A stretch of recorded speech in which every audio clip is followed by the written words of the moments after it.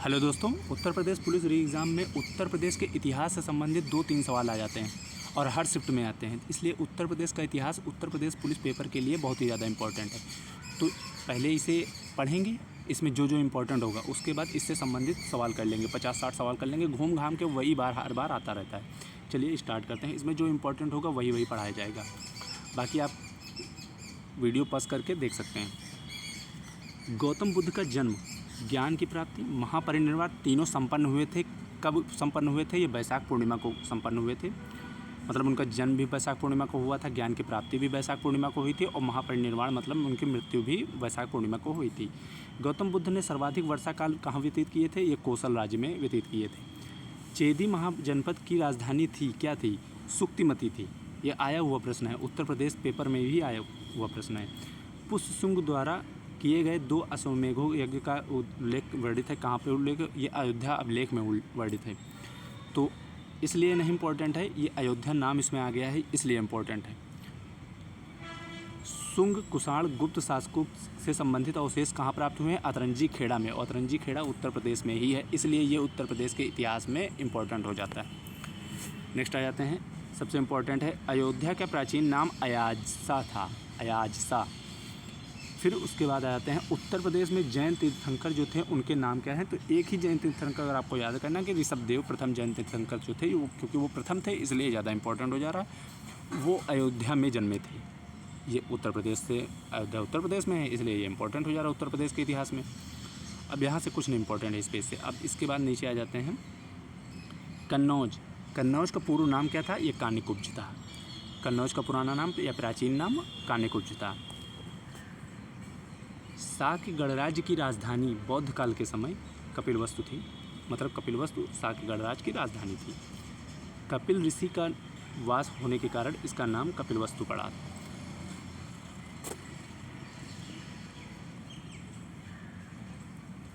हर्षवर्धन प्रत्येक 5वें वर्ष प्रयाग में महामोक्ष परिषद का आयोजन कराता था। ये हर्षवर्धन है, तो पूछा जाएगा हर्षवर्धन महामोक्ष परिषद का आयोजन कहाँ कराता था? तो प्रयाग में, यही जो इलाहाबाद है। उसके बाद पूछा जाएगा कि दशावतार मंदिर कहाँ है? ये देवगढ़ में है। और देवगढ़ कहाँ है? ये ललितपुर में है। और ललितपुर कहाँ है? ये उत्तर प्रदेश में है, जो लटकता हुआ ज़िला है और सिर्फ झांसी को स्पर्श करता है। आपने वीडियो नहीं देखी तो प्लेलिस्ट में जाके वीडियो देख लीजिए। उत्तर प्रदेश के सामान्य परिचय में मैंने कराया हुआ है। अब यहाँ से क्वेश्चन नहीं आएगा। मध्यकाल से जो इम्पोर्टेंट है वो देख लेते हैं। मध्यकाल में यमुना नदी के तट पर क्या अवस्थित है? कौन सा जिला अवस्थित है? आगरा। ये क्वेश्चन आया हुआ है। जो आया हुआ है, जो इम्पोर्टेंट है वही पढ़ाया जा रहा है। लास्ट टाइम इतना ही रिवीजन करना है। उसके बाद नेक्स्ट आ जाते हैं, लखनऊ का अंतिम नवाब कौन था? तो नवाब वाजिद अली शाह था। ये भी आया हुआ प्रश्न है। अकबर के नवरत्नों में शामिल बीरबल का संबंध था कालपी से था। अकबर के नवरत्नों में शामिल बीरबल का संबंध था कालपी से था। कथक नृत्य का केंद्र कौन सा है? ये लखनऊ है। लखनऊ में बड़ा इमामबाड़ा है, छोटा इमामबाड़ा है, भूल भुलैया है, छतर मंजिल है। ये आए हुए क्वेश्चन है और ये इंपॉर्टेंट भी है कि बड़ा इमामबाड़ा, छोटा इमामबाड़ा, भूल भुलैया, छतर मंजिल कहाँ पर है? ये लखनऊ में है। अब 1857 के विद्रोह से संबंधित जो इम्पोर्टेंट चीज़ें हैं वो देख लेते हैं कि 1857 में जो मंगल पांडे ने विद्रोह किया था वो किस छावनी से थे? तो 34वीं रेजिमेंट के थे वो। ये क्वेश्चन आया हुआ है, 34वीं रेजिमेंट के थे, बैरकपुर की। नेक्स्ट आ जाते हैं, और उस समय गवर्नर जनरल कौन था? ये कैनिंग था। लॉर्ड वार्ड क्वेश्चन लगाइए। उत्तर प्रदेश में किस जिले में किसने विद्रोह किया था? यहाँ से क्वेश्चन आता है। तो प्रयागराज में लियाकत अली ने किया था, बरेली में खान बहादुर ने किया था, झांसी में रानी लक्ष्मीबाई ने किया था, सबसे ज़्यादा इंपॉर्टेंट है। फैज़ाबाद में या अयोध्या में मौलवी अहमदुल्ला शाह ने किया था। कानपुर में नाना साहब ने किया था, जिसे धोंधो पंत भी कहा जाता है। लखनऊ में बेगम हजरत महल ने किया था। अब इसमें जो ये वाला इम्पोर्टेंट है, ये सेक्शन इम्पोर्टेंट नहीं है क्योंकि इसमें अलग कहाँ विद्रोह हुआ था, उत्तर प्रदेश के किस ज़िले में विद्रोह हुआ था, ये इसमें दिया गया है। बस इससे संबंधित कुछ नहीं है। लखनऊ में बेगम हजरत महल ने किया था और इसका दमन किसने किया था? कैंपबेल ने किया था। इतना याद रखना है। तात्या टोपे का मूल नाम रामचंद्र था, आया हुआ क्वेश्चन है। अब उत्तर प्रदेश का जो उत्तर प्रदेश में अधिवेशन हुए हैं उनसे संबंधित जो इम्पोर्टेंट है वो देख लेते हैं कि 1916 का जो अधिवेशन हुआ था वो कहाँ हुआ था, वो लखनऊ में हुआ था और इसकी अध्यक्षता अंबिका चरण मजूमदार ने की थी और इसमें कांग्रेस और मुस्लिम लीग अलग हो गए थे।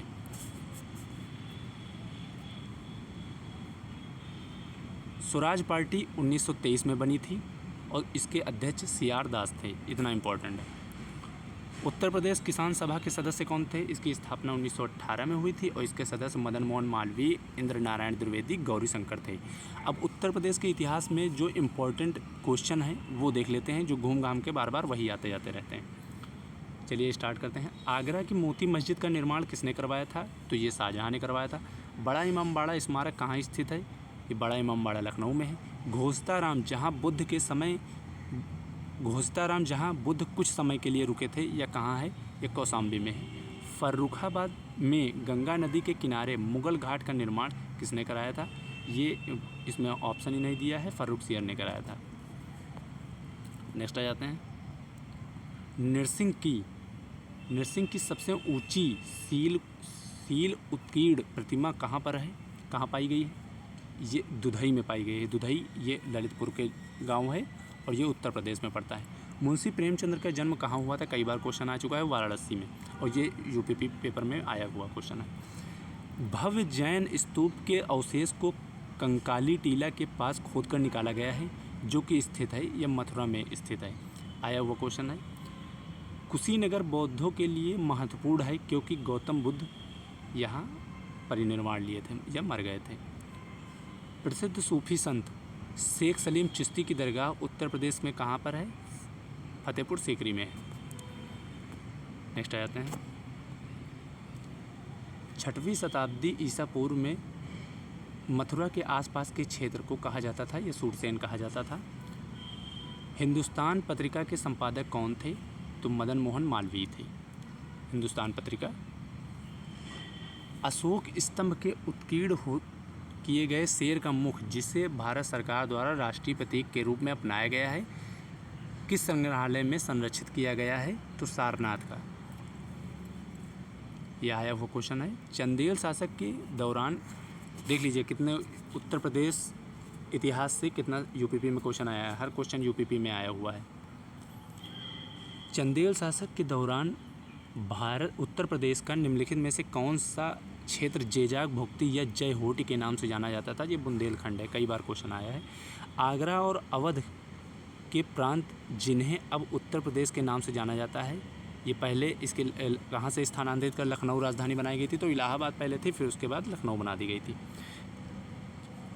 6वीं BC के दौरान उत्तर प्रदेश के किन जिलों को चेदी कहा जाता था? ये बुंदेलखंड के क्षेत्रों को कहा जाता था। हर्षवर्धन में भद्र विहार नामक ज्ञान के एक वृहद केंद्र की स्थापना कहाँ की थी? ये कन्नौज में की थी। गौतम बुद्ध की माँ देवदह राज्य के शासक परिवार से थी, जो अब उत्तर प्रदेश के किस जिले में है? ये बस्ती जिले में है। वाल्मीकि का आश्रम ब्रह्मवर्त, ये क्वेश्चन यहाँ से भी है कि वाल्मीकि का आश्रम था तो ब्रह्मवर्त में था, और जो कहाँ पड़ता है? ये भिटूर में पड़ता है। नेक्स्ट आ जाते हैं। सब इम्पोर्टेंट क्वेश्चन है। 1924 में संयुक्त प्रांत के किस शहर में संपूर्ण भारत से क्रांतिकारियों की बैठक बुलाई गई थी? तो ये बुलाई गई थी कानपुर से। उत्तर प्रदेश के किस नगर में सर्वप्रथम भारतीय राष्ट्रीय कांग्रेस का अधिवेशन हुआ था? ये इलाहाबाद में हुआ था। उत्तर प्रदेश के वैष्णववाद के सनकादि संप्रदाय का संबंध था, ये निम्बार्क था। किस फ्रांसीसी यात्री ने काशी को भारत का एथेंस कहा है? ये बर्नियर ने कहा है। चंदावर के युद्ध में राजा जयचंद्र को पराजित कर दिया था, और चंदावर का भौगोलिक स्थिति अब इस समय कहाँ पर है? चंदावर की भौगोलिक स्थिति उत्तर प्रदेश के इटावा जनपद में यमुना नदी के किनारे है। कौन सा सिंधु घाटी सभ्यता का स्थल उत्तर प्रदेश में स्थित है?